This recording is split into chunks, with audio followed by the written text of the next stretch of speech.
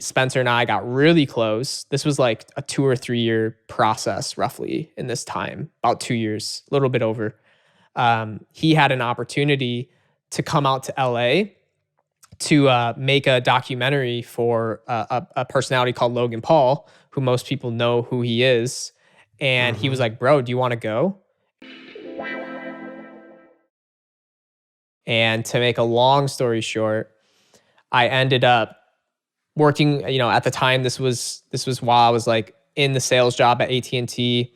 To give you some context, I was super unsatisfied. Like the first 6 months were great, like anything.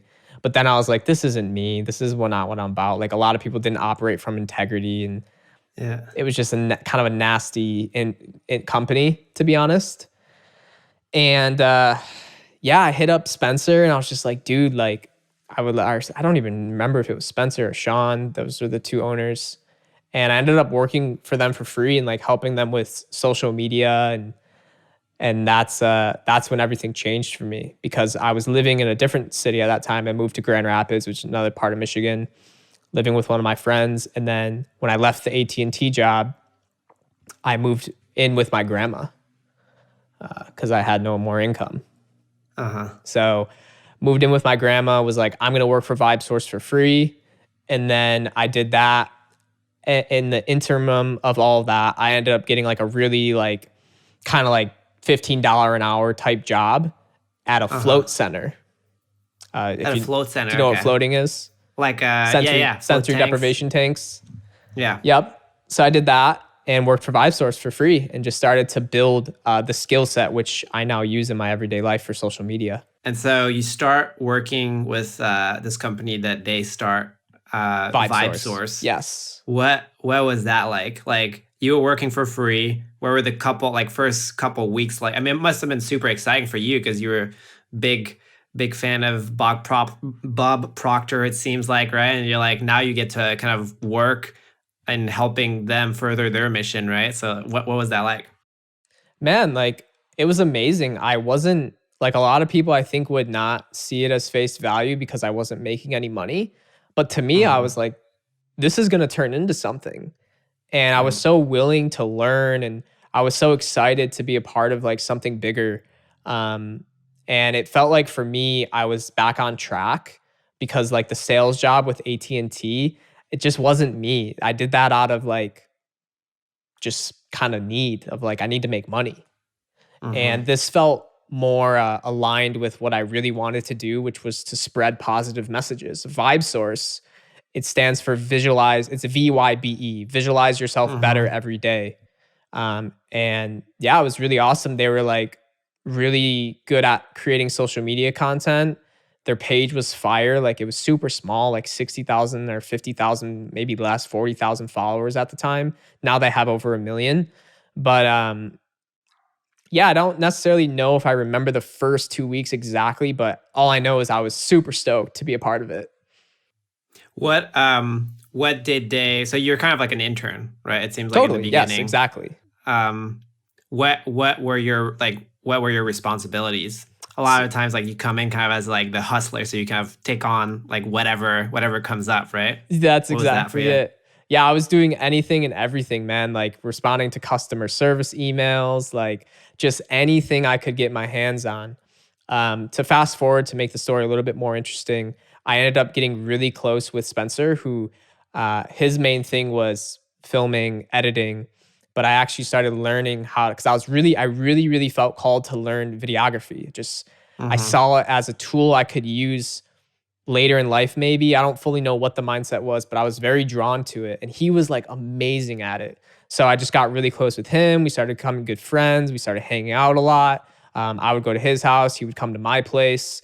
And I started to learn from him, really. And then I just took the initiative to like really make this something where I'm going to like, I don't want to do this customer service bullshit anymore. Like I want to be a video editor. Like that's my thing I'm going to master.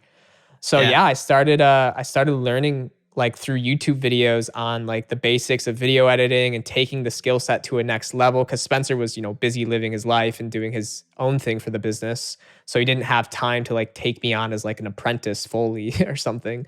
So yeah, man, my mindset was always like, because Bob Proctor talked about how, like, through the law of compensation, you get paid in direct proportion to how much value you bring to the marketplace. So I was like, how can I bring more value? How can I bring more value to this company? How can I bring more value? And then, they ended up obviously putting me on a salary, and that was amazing. And then fast forward again, Spencer and I got really close. This was like a 2 or 3 year process, roughly in this time, about 2 years, a little bit over. He had an opportunity to come out to LA to make a documentary for a personality called Logan Paul, who most people know who he is. And he was like, "Bro, do you want to go?" And it had always been a dream of mine to move to LA. And like, this was all happening so fast. Like, there was no heads up. It was just like, yo, if we're moving to LA, we have to move like in 3 days because we need to be there when they start filming. I was more of like just the tag along guy at this point, and I didn't even fully care. I was just freaking down. You're like, let's fucking do it. Yeah, I'm like, I'm in. So yeah, I told my family, I'm like, all right, moving to LA. Like, see you guys.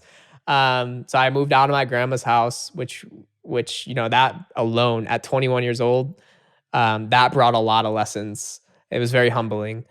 Yeah, man, everything changed. Like, everything changed. Like, I was out of Michigan, this like cold kind of place. And I felt like this was like the right thing to do. And it was amazing, man. I started like meeting all these famous people and like helping them. And Spencer was really the one like guiding all of this, but I was helping him and he was helping them.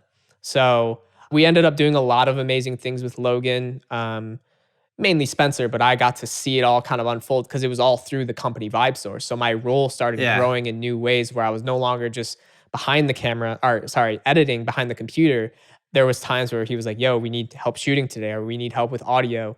So I started picking up these different skills that I could use to help him and the company and everyone there with these different personalities in LA. So I'm 21. I'm working with some of the like most famous people in the world. It was a very exciting time.